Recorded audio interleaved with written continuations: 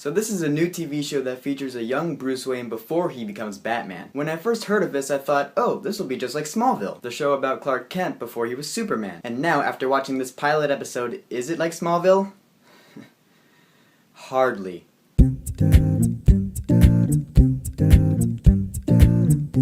Gotham, the pilot episode. So Gotham is a new TV show on Fox, and it takes place in a pre-Batman Gotham City. Jim Gordon just moved into the city with his super hot fiancée, and just began his job as a detective. All the characters we know from Batman lore are a little bit younger here, so now we get to really delve deep into their origins. I guess the main point of this show is to show us how Gotham City sank so low that it would need a hero like Batman to save it. So the pilot episode starts out with this really cool scene with young 15-year-old Selina Kyle, aka future Catwoman. That's great, dude. Seeing her parkour around these buildings and pickpocketing on random people, seeing how sneaky she is as a kid probably set the tone for the entire episode, maybe even the entire series. And as it turns out, she gets to witness Bruce Wayne's parents being murdered. That scene I thought was pretty well played out. I will touch more on Bruce Wayne later on in this video. Let's break down each of the characters we'll be chilling with for this season. First off, there are a couple of them that we actually don't get to see too much of in this episode. Edward Nygma, who will later become the Riddler. The one scene he was in I loved watching because he already has that riddle me this attitude that he's famously known for. And future Poison Ivy. They call her Ivy Pepper here, but I'm just gonna call her Pamela Isley because that's her name. In this show, I guess she's just a kid who just likes hanging around plants, I guess, and grew up with the worst parents ever. We don't have too much of her or Nygma yet, but I imagine we will in time. Then we have Fish Mooney, played by Jada Pinkett Smith. Fish Mooney works for Carmine Falcone, one of the top crime bosses in Gotham, but she eventually wants to take over that business in any way, shape, or form. I liked watching Fish Mooney because she had that real sexy behavior when she was talking. I personally don't think she's like hot or anything, but the way she acted was. Does that make any sense? She also has some of the best lines in the episode, so there that is. And with Fish Mooney, we get to meet Oswald Cobblepot, who we all know will go on to become the Penguin. Now this guy...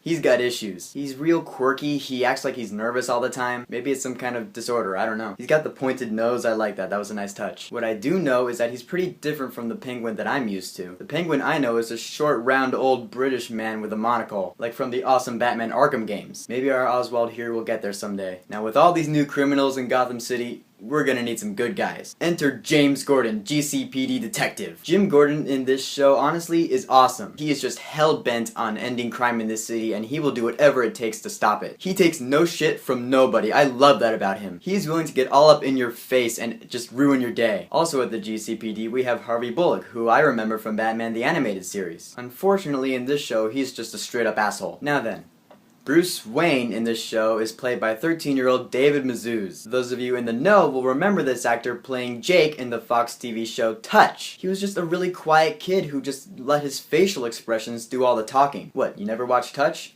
Well, you are missing out on some great entertainment. Go to Netflix right now and watch the 2 seasons of Touch because it's worth it. So I guess Fox figured, okay, well he was great on Touch, he can pull off a Bruce Wayne that had just lost his parents. This works for me, and I hope this is just the beginning in a promising career for this kid. All in all, I really love the tone of this pilot episode, even though there's not one sunny day. Gotham City is on its way to becoming the home of the Dark Knight we all know and love. I love the way the characters interact with each other. I like the music too. Some of the music I heard in this episode sounded straight up like a throwback to the old Dark Knight trilogy. Love it. So of course I'm gonna keep on watching. I'm really looking forward to the rest of the season. So the series premiere of Gotham, have you watched it? What did you think about it? Go ahead and leave a comment. And don't forget to subscribe.